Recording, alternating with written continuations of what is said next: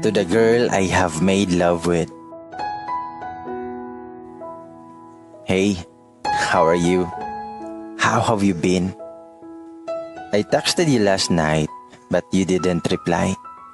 I know it's been years since that rainy night. Since that night nga imong gituyo nga malakanta sa room sa atong university. Since that night nga imong gituyo og tago akong Nokia nga phone para dili ko ka-text. Since that night when you lied nga wala ka kabalo, nga nung wala ka pukawas sa imong mga friends kay natulog ka. Since that night nga ikaw rasad ang rason nga nung nalakan tang duha. Since that night when we were both locked up at room 103. Since that night when you give me your everything. And when I say everything, that includes your purity. I admit I was drunk, bantog na ara ko sa lahi nga lingkuranan ning lingkod ug nagduko sa single armchair aron matulog while waiting for our bald professor in psychology that time. When I woke up, it's already 7 p.m. sharp. And I noticed that there's no one in the classroom but this curly-haired girl and I. Pagkapaan ako sa kong bulsa para kuhaw na kong phone, wala na dito. So I checked my bag for it, pero wala gihapon. Nakapamalikas pa kog ahat. So I stood up and walked past the door to open it kay sarado man. But it surprised the hell out of me nga nalakan siya gikan sa gawas. I shouted. I punched the door and let the sound of it echo down the hallway para na ay makadungog. Para madunggan sad sa mga guard. But no one came. Siguro tungod pod kay kusog na kaayo ang ulan ato nga time. Then I saw you. You seem so relaxed when you woke up tungod sa kalangas akong pagdukdok sa pultahan. I shouted at you para tabangan ko nga mangitag tabang. But you didn't stood up. Nagsigir kag tanaw na ko. And girl, I swear, you freaked me out. I barely even know you. Classmate ta sa upat ka subjects but we were never friends. And I never saw you participating in any of our subjects. You were the silent type kind of person. Although mabantayan ti ka usahay with some random girls I barely knew as well.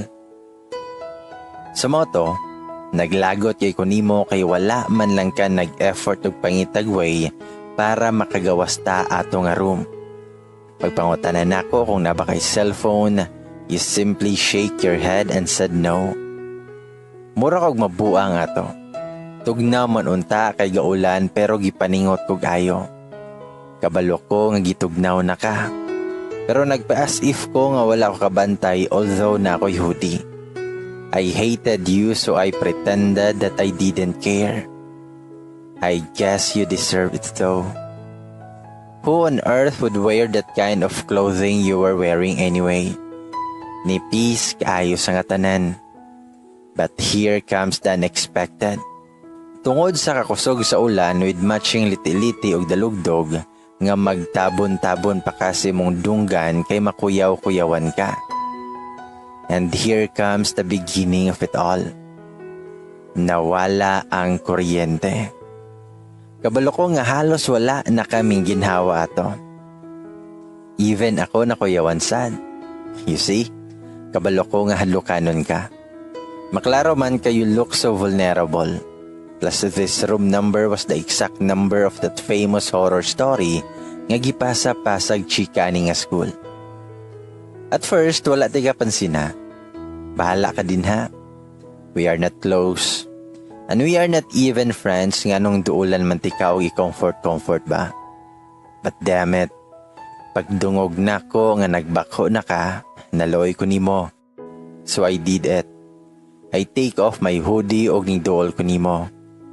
I wrap it up with you o gigakos ka from the back and said, nga okay ra na. Ayaw naghilak please. Duha man ta, naman ko. Sorry na. Di nalagiti ka pasagdaan. Naglagot lang yun ko nimo ganina kay mura ra kag wala. Hilom na. Nara ko. And that started everything. Naglagot kay ko kay naabta na lang og alas 12 sa akong relo, wala paghihapoy card nga nakabantay na mo dito. Hangtod nag-alas 2 na to kapin sa akong wristwatch, kung unsay posisyon na to ganina maora gihapon hangtod karon. Me hugging you samtang ikaw sad nagsuksok sa kuha. I don't know kung tungod ba to sa akong nainom o sa katugnaw sa panahon o sa imong sweet scent nga humot kayo, rason para ma-turn on ko. I tried my best to fight this urge of touching you. The rain poured even harder. Og mas ning tugnaw pa ang palibot bisag wala gaandar ang ceiling fan, kay lagi ning brownout man og hangtod karon wala paghihapon ning balik. And I don't really know kung imuha ba tong sala tungod sa imong kalihukan nga imong nasangkilan ako ang thing down there. Ing tanaw ka na ako, and I looked away.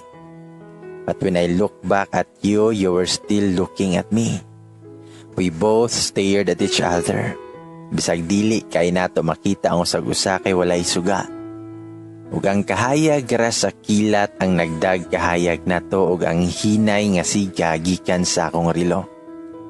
But I can sense the burning passion from the both of us. And so it happened. We had sex. But I didn't think of it that way. Para nako, we didn't have sex but we made love. You see, having sex is different from making love. I am so not into explanation, so I won't explain with its hows and whys. So after that night, magkakita ay lang gihapon ta everyday sa school. Kabalo ko nga na awkward ka and I don't want you to feel that way. I was not supposed to care. Just because you were a virgin doesn't mean you are special. But I guess your virginity doesn't make you special, but you yourself. You became a mystery to me. I tried to talk to you in any kind of way, pero igo ra ka mo tanaw nako. Almost smile og slight. Are you shy? Ashamed of me or yourself or what? I didn't even notice nga little by little I became attracted to you. Believe me, I'm not that guy whom you think nga dali ra kaayo akiton or what. Taas kay kog standard when it comes to girls because I myself think that I'm one of them. You see, I'm gay. I'm a closet gay. And I don't even know why I'm attracted to you. Still attracted to you and will always be attracted to you. I approached you and I asked if we could be friends despite of what happened to the both of us that night. Nagduduha pa ka until you said yes. And so we became friends and little by little, we became close friends. Mas nailhanti ka of how weird you are. Of how you are addicted with books and cats. And how addicted you are with coffee as much as you are addicted with sunrise and sunsets. And how addicted you are with that Wattpad story nga that gay who catches my heart. Home you always wait late nights kung mag-post ba ang author kay lagi, mostly makadlaw na siya mag-update. On how you dip your fries sa imong sundae. Of how you love rain and tasting it with your own mouth. Of how good you are at singing but doesn't want to let the whole world knows it. Of how hypnotizing your brown eyes could be. I've known you.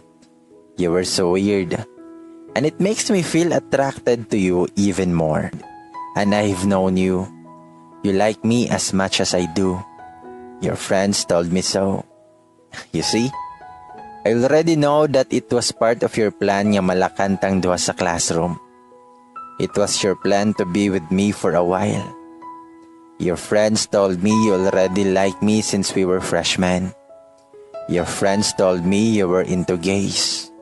Di ba dapat masuko man ko? Kay imuha man di ay gihapon tong plano.